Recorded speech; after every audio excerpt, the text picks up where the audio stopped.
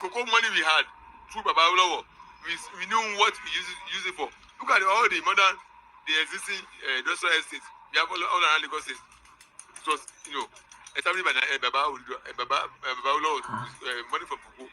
So we are moving, we are the sister. We knew what Baba used the money to do. Free education, agricultural establishment, industrial estates, development, many infrastructure he put in place. So if Yoruba were to be fully on their own, we will have gone beyond this. So that means, those are the section of the people that you can call power drunkards. And I can say our leaders, they've been a what's it called, slave. Our leaders, all the successive leaders, look at what happens to Jonathan. Look at what happens to even Obasanjo, that was a general then. Do you know what happened then? When they came in, they brought Sharia law just to destabilize the man's government. And he was treating them, as if he's one of them. At least they help him to power. But we don't need that. Yóò máa lẹ́yìn, ọ̀rọ̀ yìí ti padà lẹ́yìn. Àjàǹtí èlé ó ti padà lẹ́yìn fún bàbá Ọbásanjọ́. We talk am. Ẹ̀yin tẹ́ bá súnmọ́ bàbá Ọbásanjọ́. Ẹ bá mi advice wọn. Ẹ ní ṣẹ́rí, ẹ jẹ́ your glasses. Ṣẹ́rí báyìí.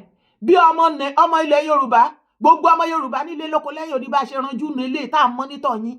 Ṣebí gbogbo bí àwọn nọ́dẹ́nà bí wọ́n ṣe fẹ́ tẹ ọmọ ẹdìyẹ pa sí inú ilé yín ní Ọ̀tà tẹ́ ẹ̀ lọ tẹ́ ẹ̀ bọ̀ bí ìlẹ̀kẹ̀dí tẹ́ ẹ̀ bá wọn ṣe oríṣiríṣi meeting nítorí ìjọba Tinubu àbí èmi ò wá campaign fún Tinubu mi ìwà defend bẹ́ẹ̀ bá jẹ́ ọmọ Yorùbá rere ṣé ẹ̀yin ló yẹ kán lò as mercenaries against ọmọ Yorùbá ẹgbẹ́ yín ṣé nǹkan mi ti wà bẹ́ẹ̀ ni ṣé nǹkan mi ti wà bẹ́ẹ̀ ẹ̀yọ àsìkò tí bàbá Ọbásanjọ́ máa mọrú ìṣẹ̀dá tí ilẹ̀ Yorùbá jẹ́ lélẹ̀ torí nínú ìwà yín náà àti ṣe yín àti wá rí wípé apá kan ẹfun apá kan òsùn nìyẹn bọ́ ṣe sọ iyọ gbogbo nǹkan tí Tinubu tó wá ṣe nísìn iyọ ṣebí ẹni babalá opportunity bàjẹ́bàjẹ́ láti ṣe gbogbo àwọn kìíní irọ́ ẹjọ́ ìyá kó ti létà ẹ mú ara lé yín ẹ tà lọ́pọ̀ ẹ wá ẹ lè rí wa rà lọ́wọ́n mọ́ ṣe rí àwọn ọmọ nọ́dánà tẹ wá mú gẹ́gẹ́ bí ẹbí àti àwọn ọmọ Ìgbò yẹn ibẹ̀ yẹn lẹ́yìn máa forí lé ní ilẹ̀ Yorùbá àti jí ẹ wá wo bí everybody bó ṣe ń kóbò yín left right center bàbá Ọbásanjọ́ tẹ bá rò wípé ẹ lè ṣe flapapa ẹ lè kúrò ẹ lè gẹ ẹ lè gò sókè ẹ lè wálẹ̀ ẹ lè ṣe anything lásìkò tá a wà yìí ilẹ̀ ti mọ́ bólóró yín ní gbangba mo ní kí n yọ sọ fún yín ní ọkọ ilé mọ̀kan tó ń ṣẹlẹ̀ nílẹ̀ Yorùbá àtàgbà àtọmọdé wọn ti kẹ̀yìn sí yín o ìwà yín ò dá ẹ̀ láìkì ìran Yorùbá ẹ̀ láìkì ilẹ̀ wa àwa wí tán wọ́n pè yín ní the most corrupt leader ní Nàìjíríà ẹ̀ wá ń jarí ìyẹn màkọ́ òṣòkò mọ́lẹ̀ fáyé òṣè ló bá mú igi ṣọṣọrọ báyìí ló gbẹ ló ṣẹnu ẹ̀ ṣoṣoro báyìí àfi chuam lójú bàbá Ọbásanjọ́ ni mo ní kí ló lè tẹ́lẹ̀ what can fa ṣó fẹ́ bójú bàbá Ọbásanjọ́ jẹ́ ni ó ní bàbá Ọbásanjọ́ kan ti bójú wọn jẹ́ nílẹ̀ Yorùbá ẹ pé anybody tó bá mọ irú ìṣẹ̀dá tí bàbá Ọbásanjọ́ jẹ́ wàláhì ò ní fẹ́ dúró kó jókòó tí wọ́n lẹ́gbẹ̀ẹ́ wà ní rẹ́ ni mò ń pa ó yá wá wo fídíò. When Obasanjo will come out with a rotten mouth to come and be condemning PDP for which we are president for 80 years, that gave you a platform from prison. A man, when we saw the picture when Obasanjo was released by General Salam, we would not allow such a man to sit beside you. But the same man is coming, I'm opening the library. My 10 million naira is part of his library. We were made to pay 10 million naira as governors in 2005. And I've written to him, return that money over. How can Nigerians be celebrating a corrupt man? Corrupt man! This is the worst ever. Worst ever. They should put interest on that 10 million naira. I contributed 10 million. I stand to be corrected. It is small Igbo. Don't be afraid of what? When you have said Obasanjo will do like this, Obasanjo will do what? His time has come and gone. We are in the center of the business now. We are. Oh, Alpha, ṣó ti gbọ́ bí òṣòkò ṣe ti igi ṣọṣọrọ tó ti bojú bàbá Ọbásanjọ́ sórí oríṣiríṣi orúkọ tí wọ́n pè ẹnu tèmi kọ́lẹ̀ ti máa gbọ́ pé ìyá tíṣà lá ìwọ náà ti fetí ara ẹ̀ gbọ́ èyí tó wáyé ẹ̀mí lẹ́nu bẹ́ẹ̀ ni wípé òṣòkò ní bàbá Ọbásanjọ́ o ipe ní ìgbà tí wọ́n jẹ́ head of state tó ṣe president wọn ní gàgàrà ipò wọn bẹ́ẹ̀ lọ́dún náà lọ́hùn wọ́n ní wọ́n mandatory gbogbo governor pátápátá wọ́n ní láti contribute 10 million each fún library wọn tí wọ́n ń ṣí ní Ọ̀tà ń bẹ̀.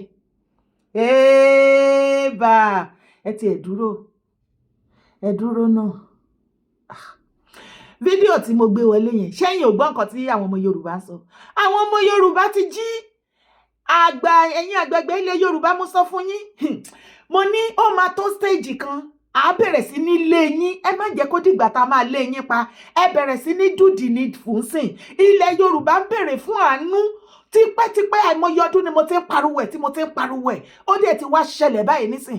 Ẹ̀yin yo ilẹ̀ Yorùbá ń bèrè fún àánú lọ́wọ́ ìwọ àtẹ̀mí ẹ̀yin àgbàgbé ilẹ̀ Yorùbá ẹ̀yin political elite ilẹ̀ Yorùbá àsìkò tá a máa ṣe yánmayànmá kọ́ lélẹ̀ mò ń sọ fún wa àsìkò tá a máa unite lélẹ̀ yìí o kí omi má tẹ̀yìn wọ̀ gbé lẹ́nu ṣe rí àwọn ará middle belt báyìí Tinubu ti dojú náà tù rí o ṣé mọ̀ wípé báyìí sìn wọ́n ti mú gbogbo wọn ní nọ́ọ̀tì ó ti di skata iṣu atayanyan yam pepper skata àwọn TV wọ́n ti wà báyìí àwọn ilé ìbíòbíò ẹ wà papọ̀ èyí tí àwọn nọ́dánà fi halẹ̀ mọ́ gbogbo àwa sáúdánà àwọn làwọn pọ̀ jù àwọn làwọn ṣe kinní jù wọ́n ti gbàgbé wípé kì í ṣàwọn nìkan ni wọ́n kó jọ tó ń pera wọn ní nọ́dánà ń bẹ̀. Tinubu ti kẹsẹ̀ bọ́ ó ti pín ta lára fálára ó pín ta jèrò fàjèrò ìbíòbíò ni ẹ ò ń ṣe Fúlàní TV ni ẹ ò ń ṣe Fúlàní ní Nàìjíríà ni ẹ ò ń ṣe mẹ́hàn pẹ̀lú ìgbésẹ̀ tí Tinubu wá ń gbé ìbáyìí ọmọ Yorùbá ẹ má jẹ́ ṣàbòsí àtọ̀tẹ̀ ẹjẹ́ amẹ́nọ̀sì ọ̀tẹ̀ àtàbòsí kúrò nínú rògbòdìyàn tó wà lẹ́yìn o ẹjẹ́ akọ́lé spade o.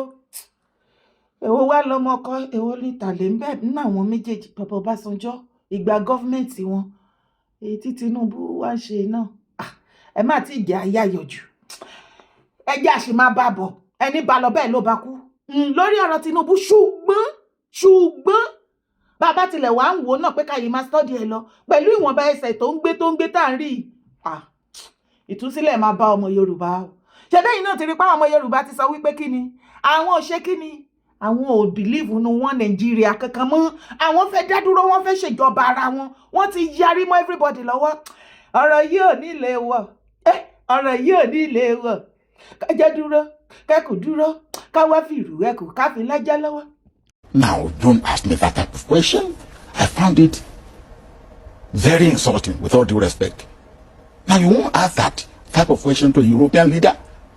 I think you'd find if a European leader, there are serious allegations concerning you and your family and corruption and kickbacks. Now, are you prepared to face those charges and to give a full accounting? I'm very, very much so. And if you have any evidence, please show it to me, and I will defend myself anywhere in the world. Well, because what you are saying is absolute nonsense, without due respect. I am the only leader in Nigeria that has been examined and reported upon by the anti-corruption bodies in Nigeria. Did he mention Obasanjo, Steve? But you were the president. I am responsible for the governance of your country. No, I'm not responsible for the corruption of every Nigerian. Not every Nigerian, but yes. You are, in the end, the chief executive of a country which your own successor says is endemically corrupt. You have made strong allegation against me personally, and against my family. I'm coming to that. And you have no way to substantiate it. It's not that this is something where you are taking undue advantage. No, I will have even say that. Let's talk. I will go beyond here. Yes. Are those Nigerian officials? Am I one of them? Well, let's talk about that. Yes. Am I one of them? I am not worried. I am very, very sure of my position and my stand. All right. I do not say that people in my government were not corrupt, but I am. Well, let's stop you just there. When I was the head of government, there's no case of corruption against any minister, any high government official. But that just shows the system doesn't work. No, I don't agree with you. But you've admitted to me that corruption was prevalent in your country when you were president. Yes. Yet not one senior official inside your federal government has been convicted of serious corruption. I do not agree with you. You don't have your facts correct. What more do you want? Bàbá Ọbásanjọ́, kí ló dé tẹ́ bínú tó tó yẹn? Tó bá yẹ pé Nigeria Media House náà ti interview yín, ẹ fẹ́ lè fọwọ́ létí. Ìwà bí ológun wà lára yín. ẹ̀dẹ̀ wá yọrí bọ́rọ̀ lẹ́ni láyéláyé ẹ̀yin kọ́ ṣe corrupt leader míhùn ẹ corrupt Fáyọ̀ṣe tilẹ̀ corrupt o ó ní tán bá jókòó tí yìí tán bá mọ orí ìṣẹ̀dá tẹ́ jẹ́ kò sẹ́nibọ̀dì tó máa bá yín ṣe láyé àti Jésù máa fi dé ṣùgbọ́n èmi wá béèrè question kò ń ṣe mí nìkan o gbogbo ọmọ ilẹ̀ Yorùbá pátápátá ni mo fẹ́ ká jọ gbọ́ fídíò ilé ẹ̀kọ́ sí ẹ̀ ti gbọ́ láìmọye ìgbẹ́ tún gbọ́ ni. The Southwest has never been president before. But we've had Olusegun Obasanjo. No, President Obasanjo is an Igbo man. He came from Anambra State. His father is an Igbo man. Do you have evidence to this, sir? My friend, it is he who should come out and say, no, he's not an Igbo man. Ẹ jọ̀ọ́, Daddy Obasanjo. Wọ́n ní ẹ̀yin ni kẹ́ fúnra lára yín ṣàlàyé fún wa wípé ẹ kì í ṣe ọmọ Ìgbò. Ìjọ́ ò lẹ máa bá wa sọ̀rọ̀. Ìjọ́ ò lẹ máa àdírẹ́sì ẹ̀. Ṣùgbọ́n ohun tí mo fẹ́ kẹ́ mọ̀ bàbá Ọbásanjọ́ ni wípé gbogbo ogun tẹ́ gbé ti ìran ọmọ Yorùbá àti ilẹ̀ Yorùbá, it is payback time for you now. Ọ̀rọ̀ ìjọba ológun kọ́ tó bá wù yín ẹ lọ pàdé mọ́ àwọn nọ́dánà. Àfi yín pàrokò ránṣẹ́ fáwọn ọmọ nọ́dánà. Àsìkò tí ilẹ̀ Yorùbá máa gbérí lélẹ̀ gbogbo lala kókó fẹ́fẹ́ yín kí ilẹ̀ Yorùbá má gbérí àsìkò tó máa gbérí lélẹ̀ yìí o àwọn onílẹ̀ ti jí ẹ má jẹ́ apata anything. Ẹ má tra ìjọba Tinubu tẹ́lẹ̀ ẹ ṣàfẹ́ fìtínà ìjọba ẹ̀ àbí kó má rí nǹkan kan ṣe pẹ̀lú ìgbésẹ̀ tí Tinubu gbé tí gbogbo àwọn ọmọ Yorùbá ń rí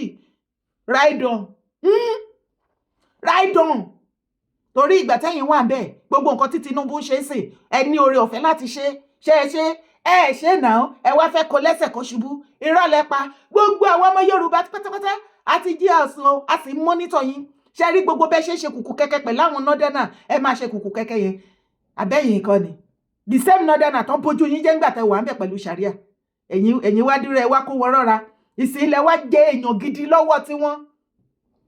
mo sì tún yìí pé ẹ̀yin ọmọ Yorùbá gbogbo ẹ̀yin àgbààgbà ilẹ̀ Yorùbá pátápátá ẹ̀yin political elite ẹ̀yin ọba ìjòyè gbogbo yín àtẹ̀yin police officer àmọ́ṣẹ́ ọwọ́ yín o gbogbo bó ṣe pín owó ẹ̀mí Abíọ́lá MKO late MKO Abíọ́lá gbogbo bá ṣe pé káàkiri ó wà online èmi ń ta gbogbo ẹ̀yin ọmọ Yorùbá jí ẹ lajú kalẹ̀ ẹ má jẹ́ kó tún pé owó ẹ̀mí Tinubu bó ṣe ń gbowó ẹ̀mí o ìgbà tí wọ́n fẹ́ lọ bọ́ọ̀sì iléeṣẹ́ Sunday Adéyẹmọ Ìgbòho wọ́n tún pé owó wọ́n gbowó àwọn wèrè yóò mowó kan náà kì í gbà o wọ́n gbowó o pé wọ́n fẹ́ lọ bọ́ọ̀sì ilé Ìgbòho tó rántí ròyìn pọ́n máa rí pa síbẹ̀ ṣùgbọ́n wọ́n gbowó ẹlẹ́dàá ẹ̀yọ́ kò jẹ́ kán rí pa Ọlọ́run ṣeun ẹ má tún gbowó ṣe rí this time around tí ẹ bá ṣe ẹ jẹ́ kí n sọ fún yín àná ti yàtọ̀ sí tèmi tẹ́ ẹ bá try pé fẹ́ gbowó kọ̀ọ̀kan àṣírí yín á tú ní kíákíá ilé mo ní family yín wọ́n á fi pìtàn lẹ̀ Yorùbá ẹ try kẹ́ break it on this time around ẹ̀yin ọmọ àlè àárín wa tẹ́ ẹ mojú owó tẹ́ ẹ bá try torí nǹkan tí Tinubu ṣe ń sìn àwa mọ tactics àwọn ọmọ nọ́dẹ́nà tó bá ti gbìyànjú títí gbogbo ọ̀nà tó ráwọn náà finance àwọn Olúwo àti mufti àti gbogbo àwọn ọmọ ẹran tó ń pariwo ṣàríà ó ti hàn wọ́n ti sọ àti gbọmọ̀ wọ́n ṣe ní ìgbà bàbá Ọbásanjọ́ ẹ̀ ìgbà tí Jonathan Ṣíbọ̀gẹ̀sì àti Boko Haram náà fi bá tiẹ̀ jẹ́ nísìnyí wọ́n tún wá tún lò wọ́n ti lo tactics ṣàríà fún ọmọ Yorùbá kan gbà kan wọ́n tún wá fẹ́ lò fún Tinubu ojú wa ti là àti understand má bá wọn sọ pé toro jẹ́ mùsùlùmí kó máa gbàbọ̀dé ẹ̀ pẹ̀lú wọn irọ́ ni politicians ni wọ́n ń lò wọ́n nọ́dánà precisely ló ń lò wọ́n àwọn ọmọ olè ọ̀lẹ àbíkọ́ òkú lábẹ́. Bàbá Tinubu ẹ wo gbogbo iṣẹ́ tẹ̀ ń ṣe yìí ẹ máa ṣiṣẹ́ yẹn lọ o ẹ máa ṣiṣẹ́ yẹn lọ ṣùgbọ́n àwa ń rí o àdẹ̀ tí ì sọ wípé torí ẹ̀yin náà gbogbo ẹ̀yin politicians géèmù kọwọ́ yín ṣùgbọ́n a kò fẹ́ kí gbogbo ẹ̀yin tẹ́ jẹ́ politicians nílẹ̀ Yorùbá àtẹ̀yìn ọba àtijọ́ yìí ká ẹ mọ̀ wípé gbogbo ọmọ Yorùbá àti jí a ò sùn mọ́ great Yorùbá land great Yorùbá land greatest Yorùbá land great o. Orúkọ tèmi ò yípadà Ìyèdára Kòwé ni mò ń jẹ́ má gbàgbé láti bá mi drop comment sábẹ́ fídíò yìí má sì gbàgbé láti bá mi share má sì gbàgbé láti bá mi like ire ìgbà.